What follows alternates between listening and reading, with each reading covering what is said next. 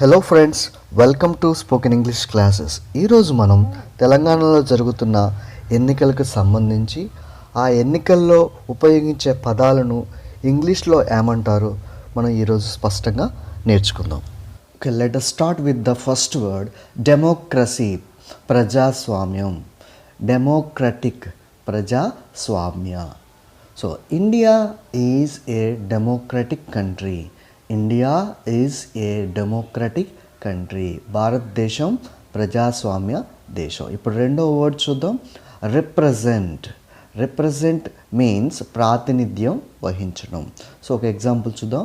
Mynampally Hanumantharao of Congress is representing the Malkajgiri constituency.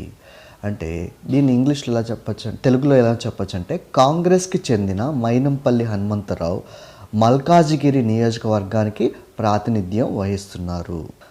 Let us see second example. Ponguleti Srinivas Reddy of Congress is representing the Paleru constituency.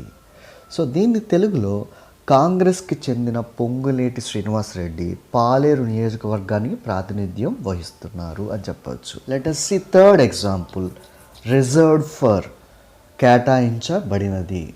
Mahabubabad constituency is reserved for scheduled tribes. అంటే మహబూబాబాద్ నియోజకవర్గం scheduled తెగలకు కేటాయించబడింది. Sathupalli constituency is reserved for scheduled caste. Sathupalli నియోజకవర్గం scheduled కులాలకు కేటాయించబడినది అని చెప్పదు. Let us see the next example. Campaign, ప్రచారం. క్యాంపెయిన్డ్, ప్రచారం చేశారు. INC means Indian National Congress campaigned against corruption. అంటే కాంగ్రెస్ అవినీతికి వ్యతిరేకంగా ప్రచారం చేశారు. Women campaigned against public smoking. మహిళలు బహిరంగ ధూమపానానికి వ్యతిరేకంగా ప్రచారం చేశారు అని చెప్పవచ్చు. నెక్స్ట్ వర్డ్ టుక్ ప్లేస్, జరిగింది.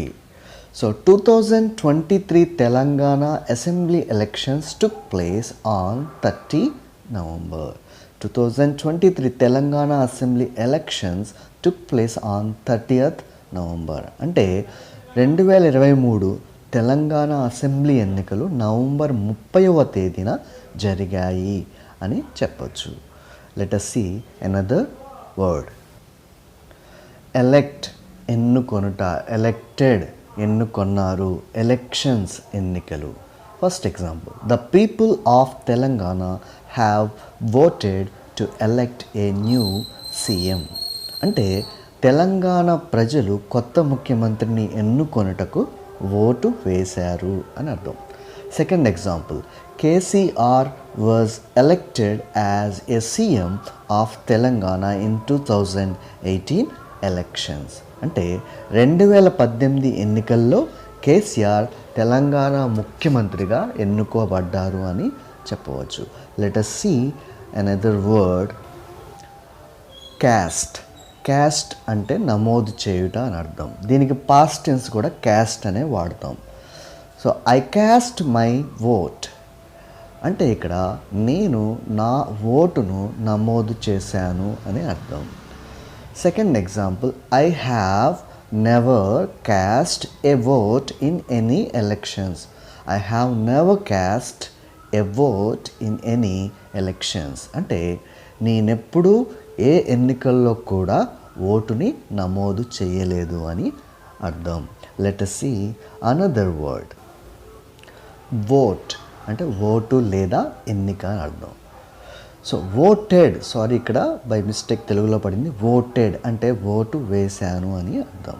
First example, she has never caste a vote in any elections. She has never caste a vote in any elections. అంటే ఆమె ఎప్పుడు ఏ ఎన్నికల్లో కూడా ఓటుని నమోదు చేయలేదు అని అర్థం. Second example, they went to polling centre to caste their vote. అంటే వాళ్ళు వారి ఓటుని నమోదు చేయడానికి పోలింగ్ కేంద్రానికి వెళ్ళారు అని చెప్పవచ్చు. Let us see another word, predict, అంచనా వేయటం లేదా ముందుగానే ఊహించి చెప్పటం.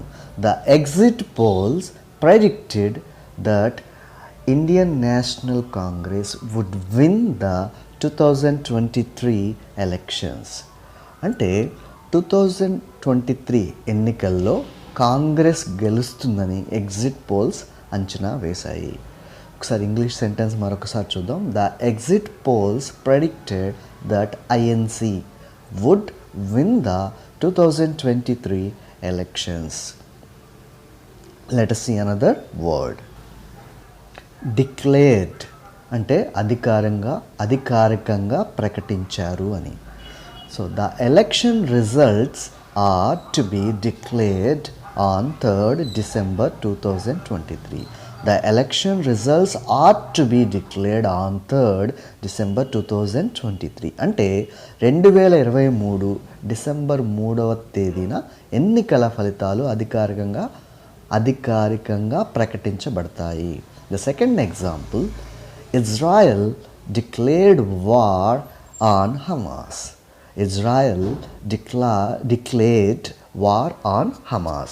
అంటే ఇజ్రాయెల్ హమాస్ మీద యుద్ధాన్ని అధికారికంగా ప్రకటించింది అని అర్థం. Let us see another word. Win గెలుపు, వన్ గెలిచారు అని. First example, BRS won a majority of seats in 2018 elections. అంటే 2018 ఎన్నికల్లో బీఆర్ఎస్ అత్యధిక స్థానాలు గెలుచుకుంది అని అర్థం. Second one, Ajay Kumar Puvvada won and became MLA in 2018 elections. అంటే 2018 ఎన్నికల్లో పువ్వాడ అజయ్ కుమార్ గెలిచి ఎమ్మెల్యే అయ్యారు. And the third example, Tummala Nageswararao stood second in Paleru in 2018 elections. అంటే 2018 ఎన్నికల్లో పాలేరులో తుమ్మల నాగేశ్వరరావు గారు రెండవ స్థానంలో నిలిచారు అని అర్థం. సో ఈ విధంగా ఎలక్షన్స్ అంటే ఎన్నికలకు సంబంధించిన డిఫరెంట్ వర్డ్స్ని వాటిని ఇంగ్లీష్లో ఏమంటారో ఈ విధంగా తెలుసుకోవచ్చు. ఈ వీడియో కనుక మీకు నచ్చినట్లయితే లైక్ చేసి సబ్స్క్రైబ్ చేసి మీరు మాకు సపోర్ట్ చేయగలరని కోరుకుంటున్నాం. Thanks for watching. Have a good day. Thank you.